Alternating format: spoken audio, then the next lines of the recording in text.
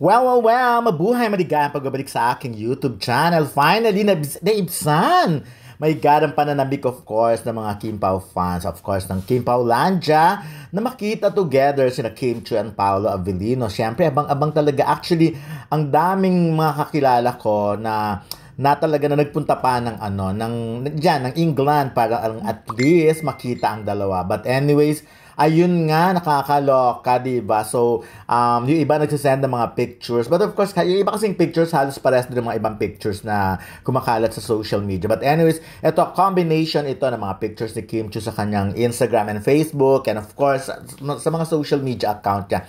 Pero yon, at syempre isang bulabog ang nangganap dahil sa pictures naman ni Clarice. Of course, si Clarice ang naging hero ng mga Kim Pao Landia kasi finally nakita nga nila. So, actually si Clarice nga medyo sa latter part, sa dulo ng ng slide niya nilagay yung picture. Of course, wala naman siguro siyang intention o hindi naman siya aware, of course, na ganun. Pero, ang dami niyang napaligaya. Kung tutignan mo lahat talaga ng mga messages because of that photos, biglang-bigla, diba, trending, nagkalat yung pictures na yun. Although, kasi naman for ilang days mula nung nagkita, dumating sila sa London, diba? So, parang ang dami na agad nag-aabang. So, ano kayang first picture? Kaya nga, remember, nag-trending, pinag-usapan yung shadow pa lang, diba? Na sinabi nga si Paolo at si Kim Chiu yun. Yung parang the traditional photo op lagi may ganon. But anyways, eto lang ha, totoo naman yan. Alam nyo, pag nasa London ka, automatic yan. Pupunta ka dyan sa Big Ben, pupunta ka sa mga picture, yun sa yung photo booth na yon. So magpapapicture ka.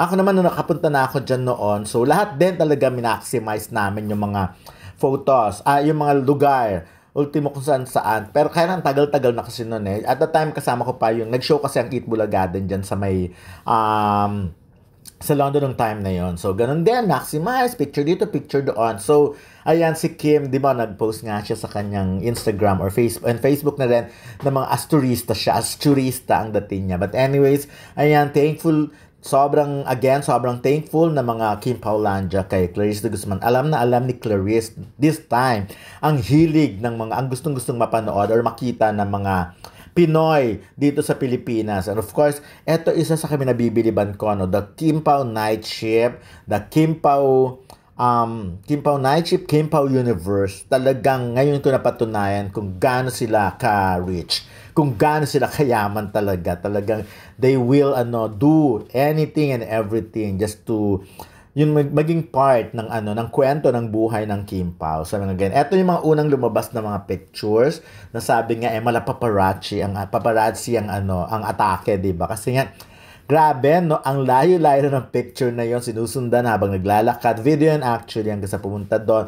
Ito isa sa mga picture na kinabibiliban ko rin kasi unang-una pictorial yung, alam naman natin doon, di ba? Pag ikaw nakabili ng mga ticket na medyo mamahalin, mala VIP ang ticket, meron kang opportunity to have a photo op with mga stars. Ganun din naman even before. So, ayun, kaya maswerte yung mga nabigyan ng pagkakataon. Of course, na dapat lang naman kasi nag-invest din naman sila para makuha yung na mapasama sa opportunity na yon. So, pero kita nyo talaga sila, karamihan sa picture na yon, kahit ang daming kapamilya stars, meron silang dalang card, 'di ba? Meron silang parang art card o poster or whatever na talagang na Kim Pao, 'di ba? Kim Pao Universe, yung mga ganyan. So, talagang alam mo na sumugod talaga ang Kim Pao fans. I'm not saying na pinakamarami silang fandom because unfair yun sa mga artista din sa sa mga dito nga, dahil alam na natin napakaraming fans ng mga to. But this time, makikita mo yung effort talaga nila.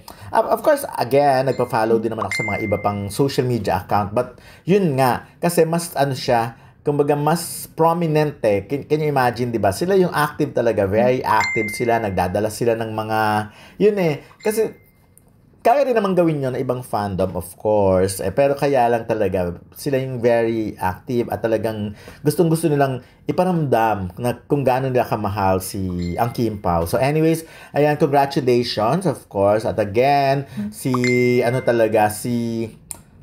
Clarice de Guzman talaga ang hero or bayani ng Kim Pao Landia for today. Of course, sa mga susunod na araw, alam naman natin na mabubusog ang mga fans, netizens, Kim Pao Landia, Kim Pao fans, Yan, Kim Pao Universe, Kim Pao International, Kim Pao World, lahat, Kim Pao Earth, lahat-lahat na ng mga ayuda. Dahil alam naman natin sa mga after ng show, after ng ASAP, magkakaroon na ng chance na mamasyal, mag-pictorial, mag-ganyan-ganyan, rumampa, kumain sa iba't ibang restaurant. And of course, yung mga ganito kasi siyempre, di ba? Ina-expect na natin na may mga shots, of course, na parehong, may mga parehong shots si Kim Chiu and Paolo Avellino in the future na i-release din. So, ayun, kaya bongga rin yan, abangan natin kung talagang silang dalawa na lang ang rarampa. Kasi usually ganun pagdating nyo, mag-shoot. Pero after the show, yung iba kasi may mga kanya-kanyang rampa na, may kanya-kanyang pupuntahan, yung may mga itinerary na sila, yung mga hindi nagmamadali, hindi yung mga hindi agad kailangan bumalik ng Pilipinas para sa mga trabaho. But of course, ayan, so very happy. So, ngayon, punong-puno ang puso ng mga Kim Paulandia because of the ayuda na courtesy of marami ring mayuda, pero kaya lang syempre, iba yung kay Clarice. Nakita mo talaga, together sila. So, ayan. Kaya si Clarice talaga ngayon, I'm sure, ang Kim Pao fans ay very grateful. Actually, kung babasahin mo yung mga message dyan sa photo na ito, grabe ang pasasalamat nila kay Clarice talaga. At kita mo naman, very fresh.